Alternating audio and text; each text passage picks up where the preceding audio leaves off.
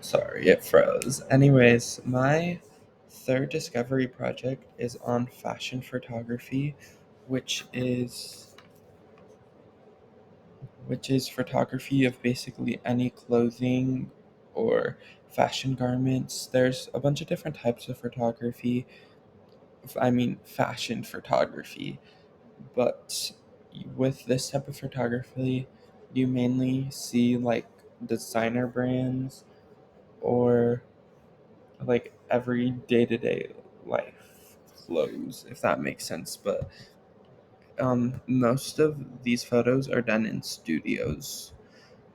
Um, Here's a little bit of background on fashion photography. So, in the 1800s, Vogue and Harper's Bazaar are founded, which fashion photography has kind of been around always, but this is when it starts getting really big because Vogue is a fashion magazine and same with Harper Bazaars. But then in 1909, Vogue becomes one of the number one fashion publication because it was purchased by another company. And then in 1911, 13 images that were taken by Edward Stitchin of models wearing the designer brand Paul Poret's are printed in this magazine called Art et Decoration. I think that's how you say it, but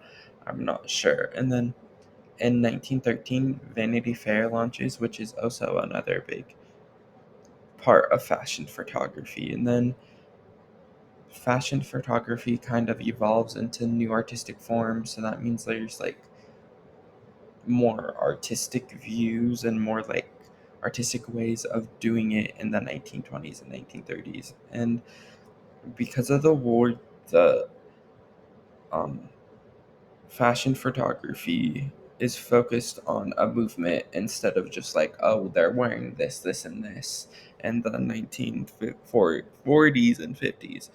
And then in the 1960s and 70s, fashion magazines become more popular, which made everyone involved in like doing the magazines into some like a sort of superstar. Like they became more popular, they became famous, or whatever you want to say. And then 2000s to now, there are many different types of fashion photography because of how much it has evolved. Um, with digital media, there's more room for evolution for fashion photography because, like, you can even go and look at some people's street fashion photography on their account on like Instagram or Facebook. So, digital media really is helping evolve it and make it become more known. So this picture is an example of editorial fashion photography. Editorial fashion photography is found in magazines or articles for many topics. This type of photography is similar to high fashion photography, but there are some significant differences and similarities. But they are using the clothes to tell a story. When doing this type of photography, there are many things to remember, like wardrobe, location, hair, makeup, and props. This can be an entertaining type of photography because of the how creative you can get through it. But even in this picture, you can like I can at least like see a story. It's like this dude who is rich who like obviously, he's staying at the top of a nice hotel in Vegas or somewhere else. He just looks rich and he looks like they're just telling a story of like, oh, at least I can make up a story like, oh, maybe this dude is like a rich CEO or maybe he's like in the mafia or something, you know?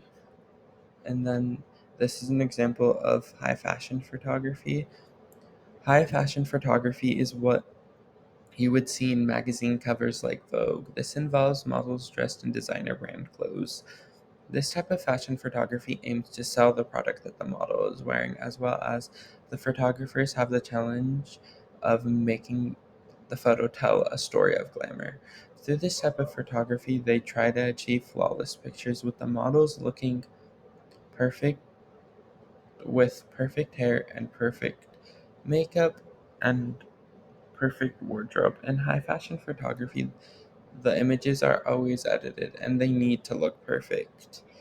In some cases, you won't be able to pick your location, and you also have a team you don't get to choose, which, like in this picture, it's not, she looks like good, but it's not really like what other type of photography is, what other type of high fashion photography is. Like, most of the time, like, it's close up shots. Like, recently, it's been really, really close up shots, and like, she is wearing designer brand, but I mean, she does look flawless, you know?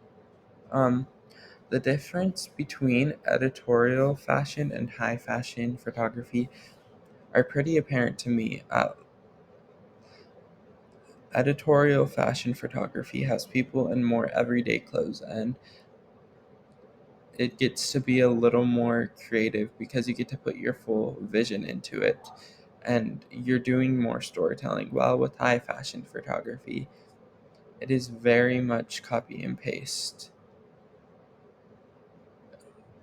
Very, because you have to tell the story of glamour, and yes, you do get to be creative with this, but I feel like it's harder to, if you don't have like a high-end vision, it's harder to make photos that would be successful with high fashion photography. Um, there are a few similarity and differences. I mean, similarities between these two types of fashion photography, but the main one is that you are trying to sell a story, and both are not tell a story, and both with editorial fashion. The story you are trying to tell is situational, but with high fashion photography, it is very much like, oh, whoever is in the photo is very glamorous. The photos come off as like flawless models, and yeah, this is an example of street fashion. Oh, so this is an example of catalog fashion um, photography, which is the simplest type of fashion photography. The purpose of this photography is to sell clothes and different products. This type of photography was made for clothing catalogs. Still now, sorry, still now it is wider than commercial fashion photography. But this isn't limited to just this type of photography anymore, because online stores rely on photography to sell clothes. With this type of photography, you are supposed to make the clothes look appealing to consumers. In the source, it basically said that you're supposed to try to make the clothes look attractive to whoever's trying to buy it, which in this picture, I think that, like, just the way it looks on her, it looks like very, very good. And it would make someone want to buy it because they would be like, oh, I could look like her in this dress. Um, but this type of fashion photography is boring to me because you don't really get to be as artistic, because you just don't, because it has to be like very, very specific to what the person who hired you wants. um this is example of street fashion photography. Street fashion photography is my favorite type of fashion photography that I did research on, but this type of photography is pretty self-explanatory. While other all other types of fashion photography are set up, and like you get to pick out or see what the model is wearing. This type of fashion photography, you don't do that because you are trying to take raw images compared to some of the other types of fashion photography.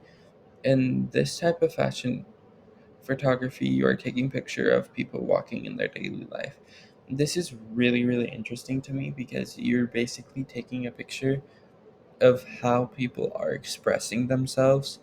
And like the way I see street fashion photography, it's like kind of a documentation of how fashion has evolved from like way back in the day till now. Um, Runway fashion photography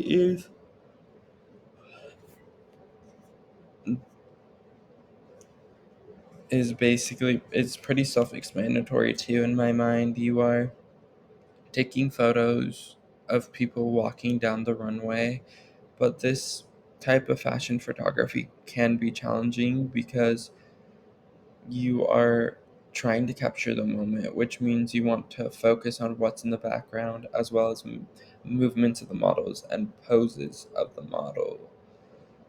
Basically, anything the model is doing on the runway, but there is way more to it because you're trying to sell a lifestyle or an aesthetic of the fashion world, if that makes sense. But that's all. That's my works cited. Bye bye now.